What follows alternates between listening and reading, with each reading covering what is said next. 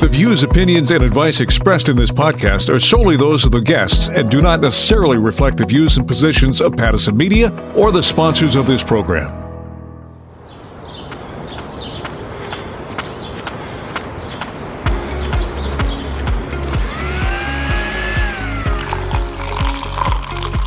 Breathe out. 2, 3, 4.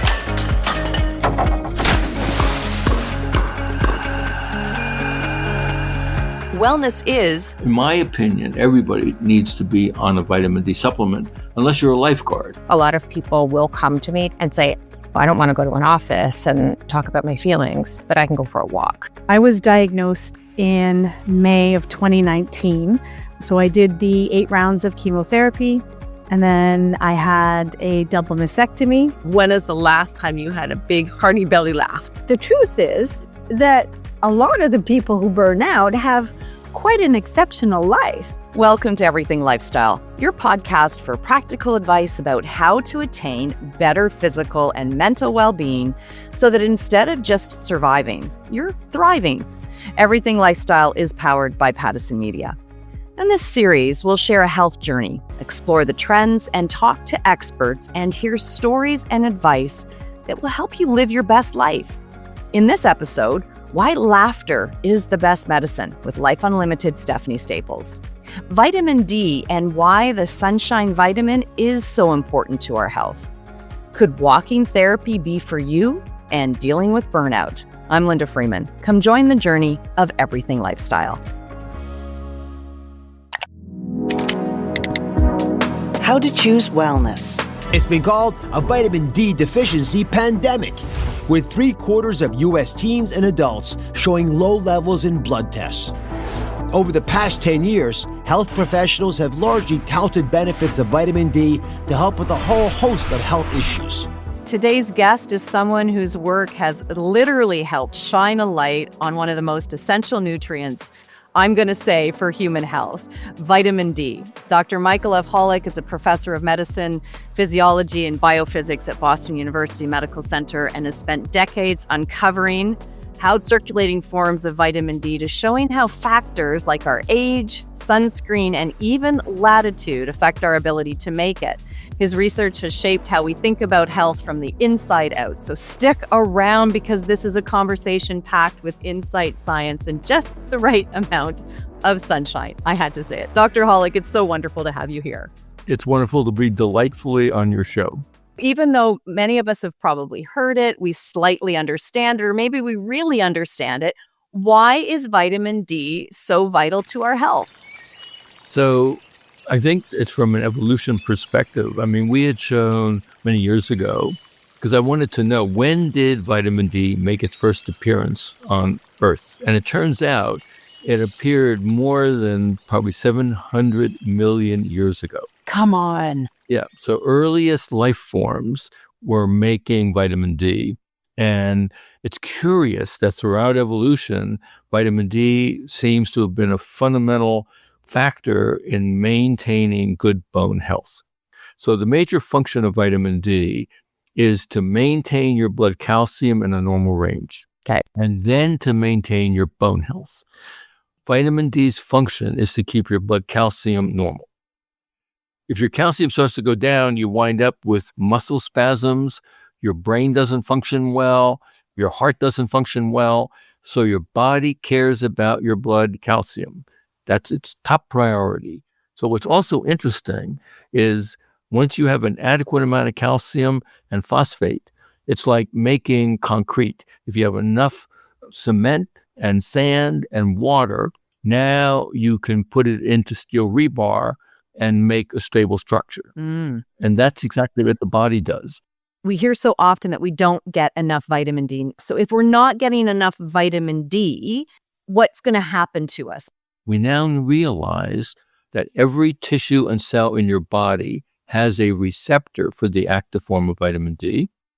We also know that many cells in your body activate vitamin D locally to control immune function and cellular metabolism, as well as cellular proliferation, differentiation, neurotransmission.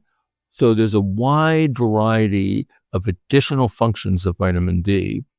And that's why the vitamin D story has gotten so much press over the past decade and a half.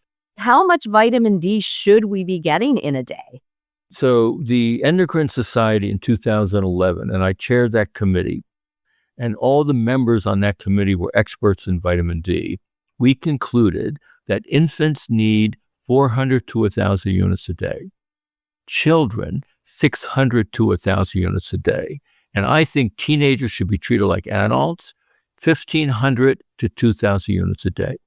Can you get too much vitamin D?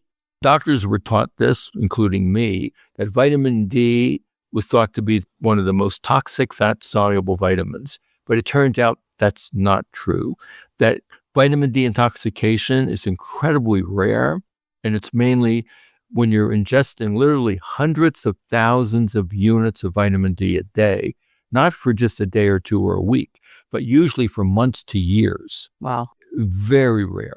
I've listened to so many conversations and you hear one side and then the other. Do we always wear sunscreen? Like, how long should we be out in the actual sun without sunscreen? So I'd love to get your perspective on this, just to give people an idea of what we should be really thinking about here.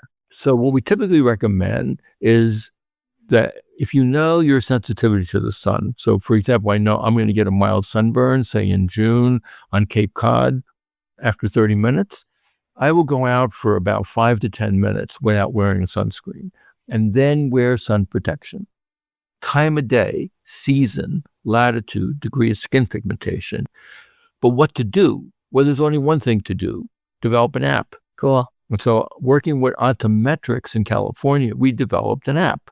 So D-Minder, so DMINDER.info. It will tell you anywhere on this planet when you can make vitamin D, how much vitamin D you make for your skin type, and it warns you to get out of the sun so you don't get a sunburn. And I always explain, always protect your face because it's most sun damaged, and there's no question excessive exposure to sunlight increases risk for non-melanoma skin cancer. Are there things that we can eat that can also help us with our vitamin D? Well, that's the problem.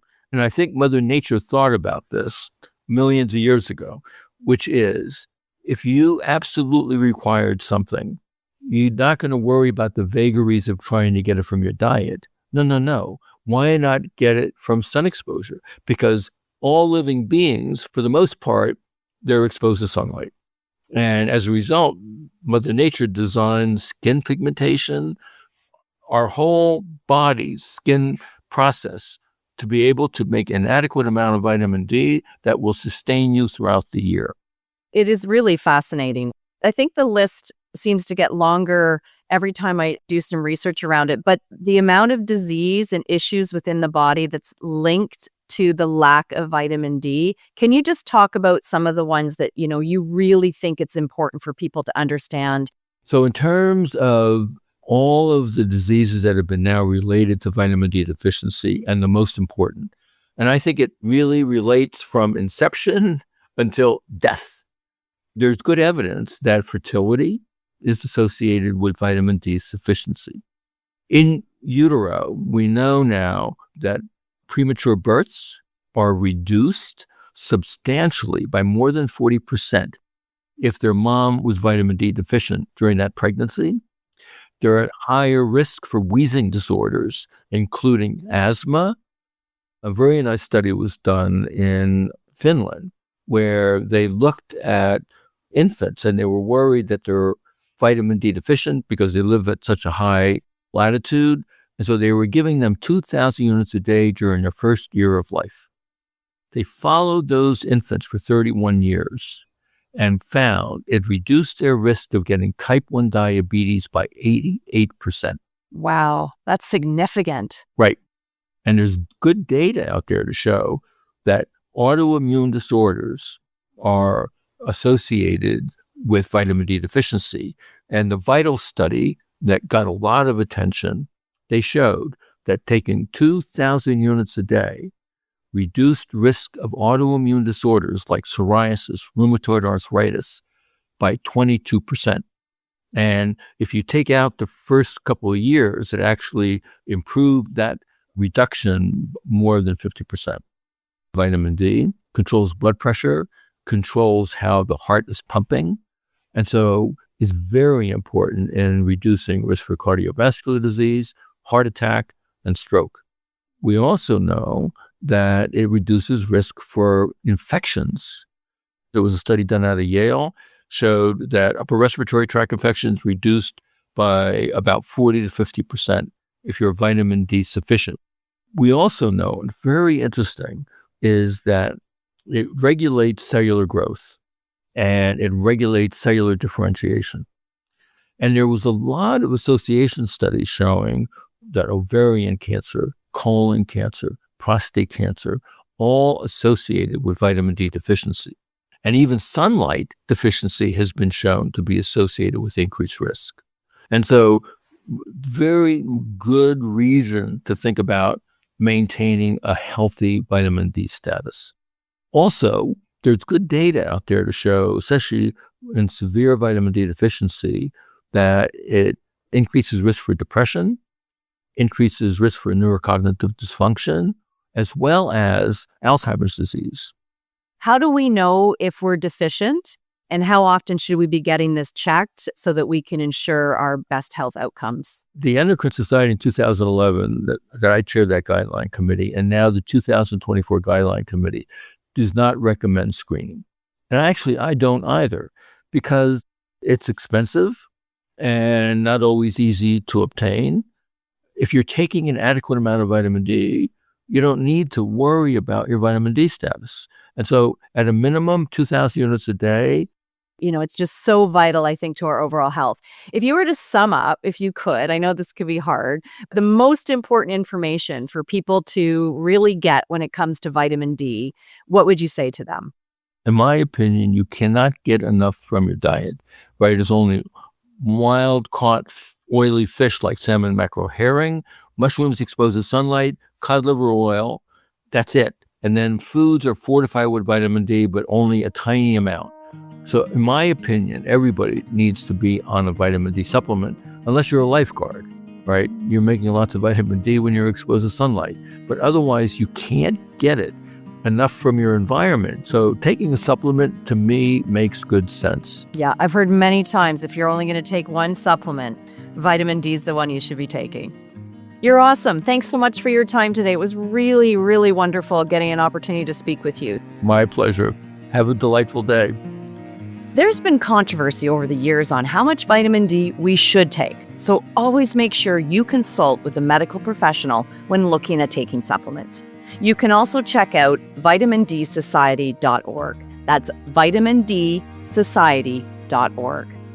Later on the podcast, mouth taping. They now have logos on them. They now have funny lips or mustaches on them. Can you imagine rolling over and, seeing your partner sound asleep with these big old red lips on?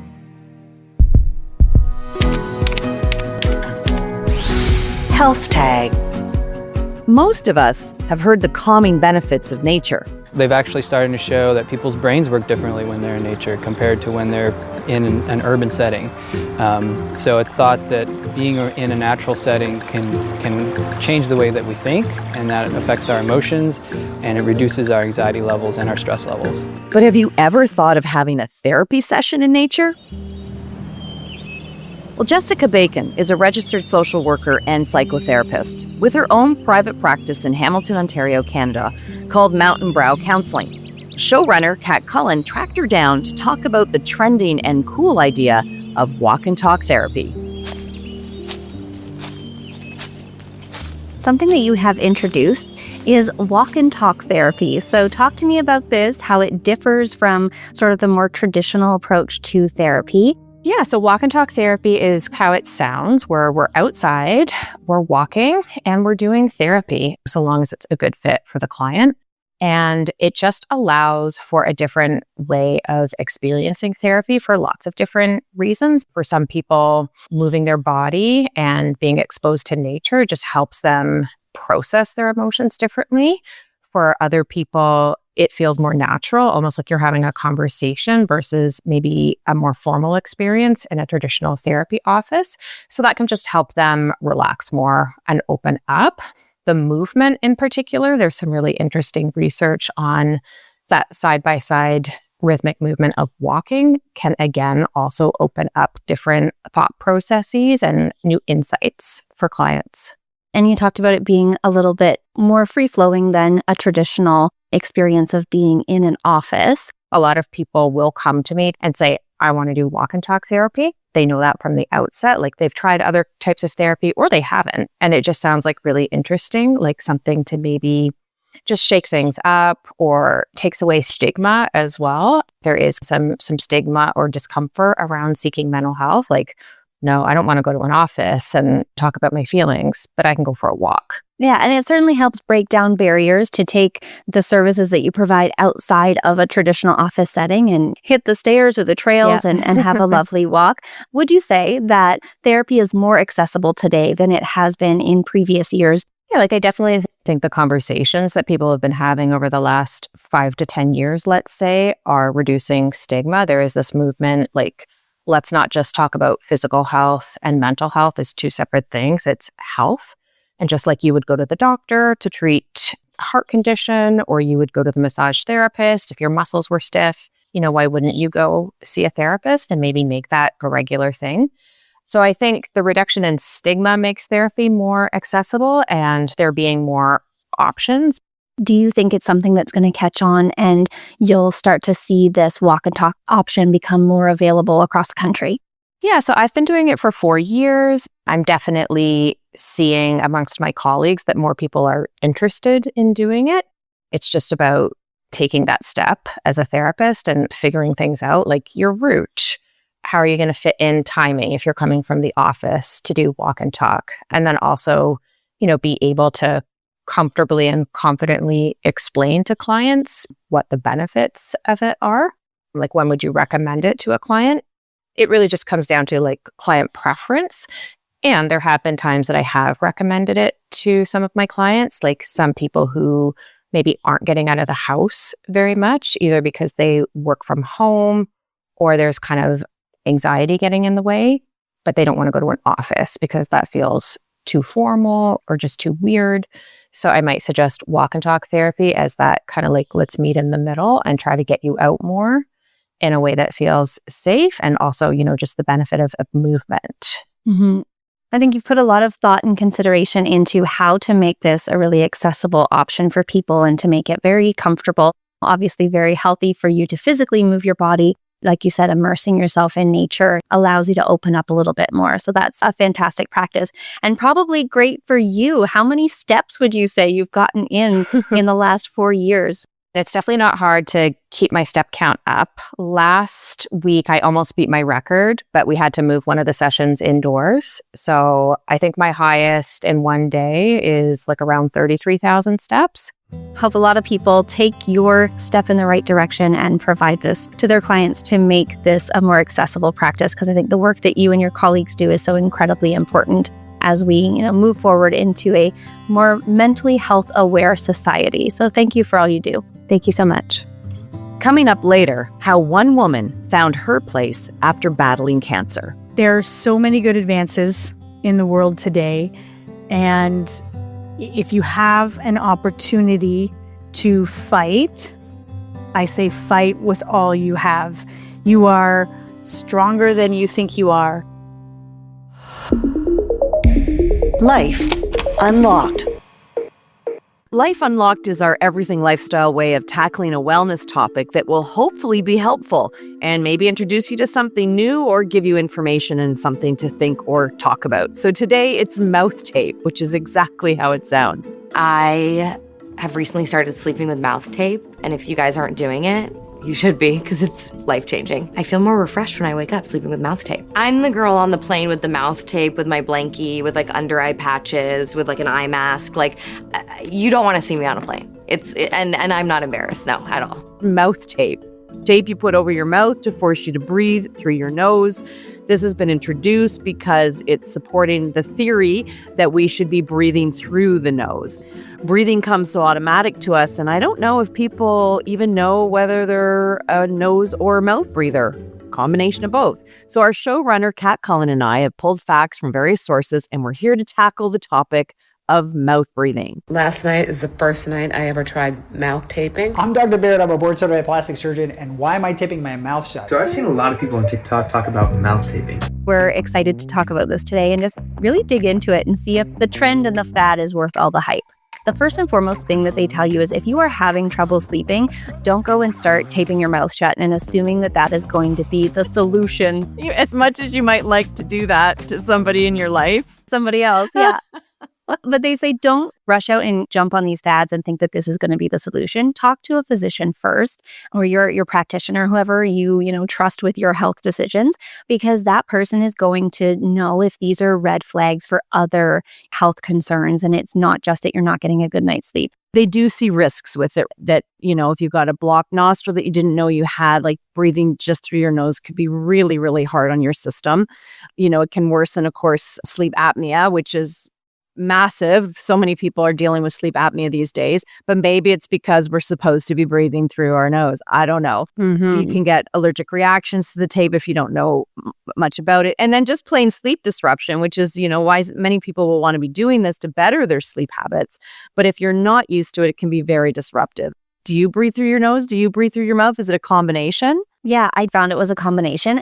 And I think when my breathing is very labored, if I've had to, run for the bus or, run after my kid, I'm a little bit more labored breathing, then I would switch to mouth breathing because you feel like you're getting more oxygen faster. If you have any allergies to ragweed, those seasonal allergies, you're inhaling a lot more of it because you're not giving the cilia, the little hairs on the inside of your nose, that opportunity to filter that oxygen as it's coming in. So that's something to think about too. But yeah, what about you, Linda? Did you notice if you're a mouth or nose breather? Well, I've been practicing and teaching yoga for years, Kat. So I'm going to say most of the time, unless I have a really bad cold, I am a conscious nose breather. And of course, like any other product, it is being branded like crazy. So where they started just being nude or skin colored or clear, they now have logos on them. They now have funny lips or mustaches on them. Can you imagine rolling over and, seeing your partner sound asleep with these big old red lips on? Oh my God, I love that. There you go. I do also want to talk about the connection between nose and brain, because I found this really interesting too when I was doing some research that is showing how this slows down brain waves. It has positive effects on the limbic system, and that's the part of the brain that regulates the emotion and behavior. So therefore, really helping people with anxiety and stress too. So, at the end of the day, as much as we can joke around and laugh about this and talk about the idea of mouth tape, which I think is a really good idea. And I love the fact that you brought up trying it during the day in your awake hours, because just learning how to breathe through the nose, there's so much out there. I know there's a 2023 study as well that found nose breathing lowers blood pressure and the variability and frequency of heart rate, including relaxation, like all of these study after study. And that's a fairly recent one.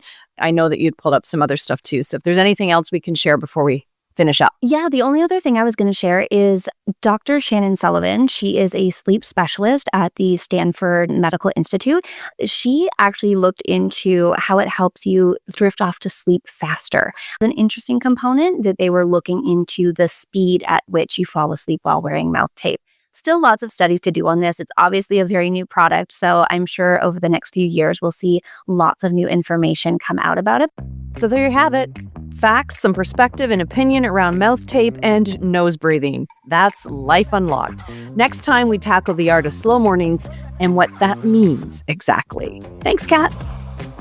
Coming up on Everything Lifestyle, a medicine you won't mind trying with Life Unlimited's Stephanie Staples. Sometimes if we're lucky, fun and laughter just finds us. But more often, I believe we have to kind of seek it and be aware of it and be open to possibilities. Being real. Everything happens for a reason. And after losing her lifelong job, Dusty turned a life-threatening diagnosis and battle with breast cancer into a thriving career where she now helps others who are walking the same path. My name is Dusty Vacan, and I am a breast cancer survivor. And I'm currently working at the Cancer Assistance Program as the manager of fund development. I was diagnosed in May of 2019 with breast cancer, and I started chemo in June. Very quick, right into the chemotherapy world immediately. So I did the 8 rounds of chemotherapy, and then I had a double mastectomy because I also have the BRCA2 gene, which is the gene mutation that makes me more susceptible to cancer. Going through a cancer diagnosis, having positivity in the right frame of mind obviously takes you to that next step and kind of guides you through that. What kept me most positive and kept going and pushing forward is during that time I had 2 small children, and they were 6 and 8 when I was diagnosed. There was 2 ways to look at this. There was a way of, oh my gosh, why me and how am I going to do this? Or I could look at it as a teachable for my children on how to take a challenge that is completely out of your control and be strong and go through the process in a positive way to be able to teach them that we do have strength. It might be hard at times, but we all have strength, and there can be the light at the end of the tunnel if you kind of take the right path. So it was them. It was the children for sure that kept me going. So January of 2019, I unfortunately lost my job of over 20 years. They say everything happens for a reason, and I truly believe that statement. I took a moment in my life where I was very angry and upset at losing a job that I loved. It actually gave me the opportunity to stay home, be with my kids, and take care of my health. When I was going through my journey, I realized a lot of people don't talk about cancer, especially women. I was at the bus stop with my daughters at my daughter's school, and there was 4 moms, and 3 of us all had a very personal cancer issue. And at that moment, I was like, we need to talk about this. As women, we talk about what to pack for Disney.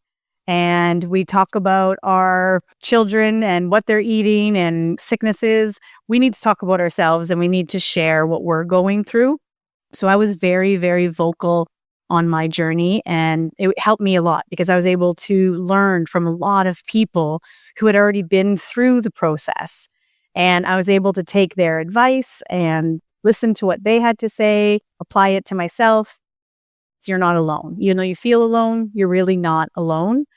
So when I was finished my journey, after being so open with it, I was like, okay, I want to give back, and I want to help women look at this journey as a way of strength and resilience and perseverance, and let them know that they are strong enough and that together we're even stronger. And I was fortunate enough to find a job at the Cancer Assistance Program, which was like a home run for me. It was like, this is where I want to be. So the Cancer Assistance Program helps so many people, and we provide free services to anyone with a cancer diagnosis. I think everybody's cancer path is completely different, but many people have the same feelings. So you feel scared, obviously scared. You feel, what if? You feel, why me? What is going to happen? What I would tell somebody who has just been diagnosed with breast cancer, I think my words of wisdom would be, take a breath. There are so many good advances in the world today. I say fight with all you have. You are stronger than you think you are. You are braver than you ever thought you could be, and you can fight harder and ultimately live longer. Thank you for sharing your story, Dusty. You can find more information at cancerassist.ca. And for more amazing personal journey stories, head to everythinglifestyle.ca. Coming up, taking a deeper look at burnout. Why do I grind myself and judge myself so harshly? There's only one reason we do this, and it's the same reason for everybody. I want to be loved. Life Unlimited with Stephanie Staples. She's not your typical keynote speaker, coach, or consultant. She's a little quirky, a little unconventional, and 100% dedicated to making a difference. From a 5'2" nurse with a nice little life to an award-winning speaker, coach, entrepreneur, columnist, and consultant, Stephanie Staples' journey took off when she followed her passion for personal development. Since then, she's graced stages from the Mayo Clinic to the Middle East, written for top publications, launched businesses, some triumphs, some lessons, and achieved the highest designation in professional speaking, Certified Speaking Professional, or CSP. She doesn't claim to be an expert in everything, but she's always real, always engaging, and always ready to spark meaningful conversations about living your life unlimited. So grab a cup of tea, coffee, or whatever fuels you and get ready for the ride.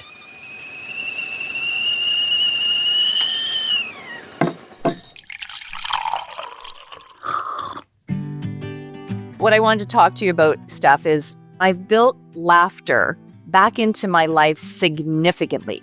And I can't believe the change that this has made in my life. So I thought I need to talk to Stephanie about this because I know you have that philosophy, and there's lots of research around that laughter truly is the best medicine because what it does for us, our mental and even physical well-being. Yeah, that's awesome. I mean, the laughter yoga was the rage for a while. And so they literally force you that pretend laughter. Super weird and uncomfortable for most people, but you still get all the same benefits physiologically, right? Whether you're faking it. Laughter, that is. Yeah. Or not. Let's clarify that, please. I would challenge people to ask themselves that question. When is the last time you had a big hearty belly laugh? I bet you're a small percentage to say that you're doing that every day. That's amazing. And how are you doing it? What I've done is I've just shifted my perspective. Like when something happens, I just think, where's the humor in this? Like there's got to be something that I can look at this and draw some humor from. And that's where the changes happen. Or I see something, or there's something around me, and it just triggers this immediate ability to laugh now. And then that just lightens everything. And so then I look for it even more because I love it so much, like that feeling that I get, right? It sounds like you've given yourself permission. Mm-hmm. And sometimes we can give ourselves permission, and sometimes other people can give us permission that it's like, it's okay. And I think a lot of it is that self-deprecating humor too, to be able to laugh at yourself. Yesterday, I was driving my grandson, and we pull into his driveway. He just goes, "Where's my car?" And I'm like, "You're in the car."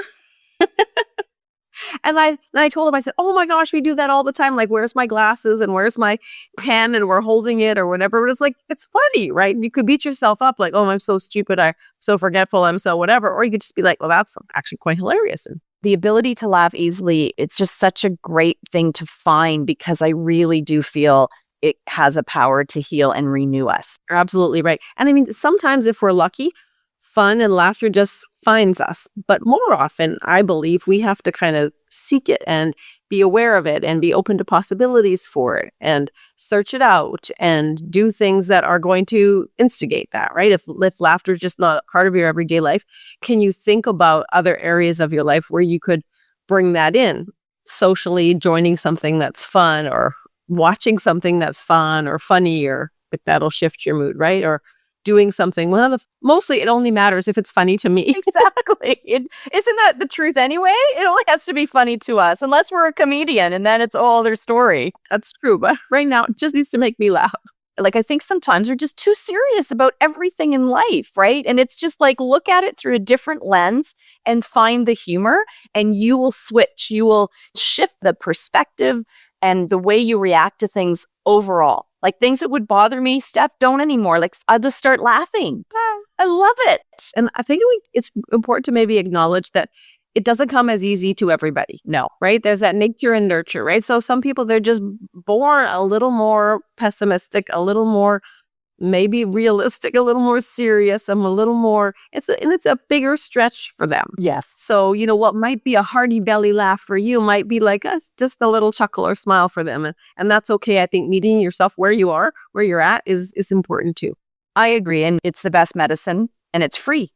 You don't have to go anywhere to get it. It has been shown time after time that it can improve your emotional health, strengthen relationships. It can give you just overall greater happiness and even add years to your life. And that's what they're showing now, right? Is that having this lightness, this laughter, this fun in our lives, because it triggers the right endorphins and then it helps boost your immune system.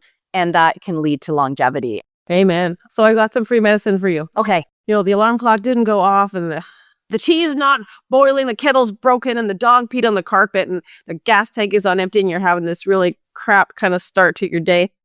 And then there's this physical thing that you can do. So maybe you're in the office or maybe you're in the parking lot or whatever, but you tilt your head to your shoulder and you look up to the sky or the ceiling and you just give a big smile. And it's like, it's physically impossible to be miserable in that position. But the funny part of this is, imagine doing this at the office or where other people are, and you just all of a sudden do this. And what are they going to do? Look up. They're going to look up too. And then that will cause that teeny tiny shift. You will laugh. Just the sheer lunacy of this. And I think that's what we're looking for.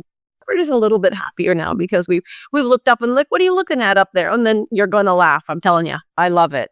At the end of the day, if we just get people today thinking about finding a little more laughter. Even if you find one thing each and every day, we always say, find one thing that brings you joy. Find one thing that makes you laugh. Seek it every day. Seek it. Yeah. It just happens so beautifully and naturally. All I did was shift my perspective. And you've talked about this many times before on other topics. I just look at things slightly differently.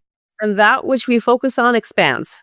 Right? Whether it's positivity, whether it's health, whether it's humor, if we focus on something, it gets bigger, we see more of it. So now you're just tuned in to see more humor. And that's the great thing. So congratulations. See, that's why I love you so much, Steph. Just like that, you summarize it and it makes sense. And that's what's so great about what you do. Before we go, do you have anything else to say?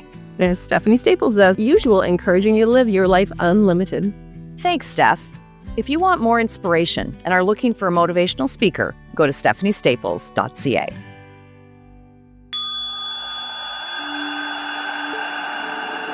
Mindfulness moment. Well, we really are all just looking to be loved. So how can that journey lead to burnout? Claire Maisonneuve is a seasoned clinical counselor with over 35 years of experience. She's the director of the Alpine Counseling Clinic, where she leads a team of 25 dedicated counselors offering both counseling services and direct neurofeedback. Over the years, Claire has explored and integrated a wide range of approaches to help people find inner peace.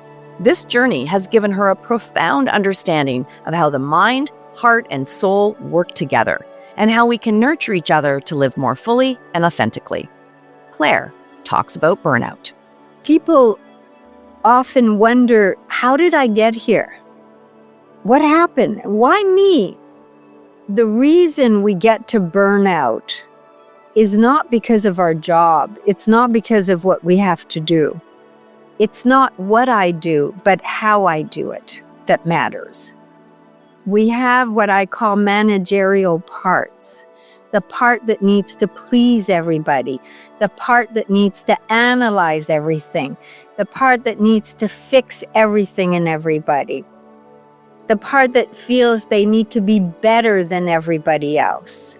And so these parts, when they're trying to manage your life, often they will make you do things that are not healthy for you.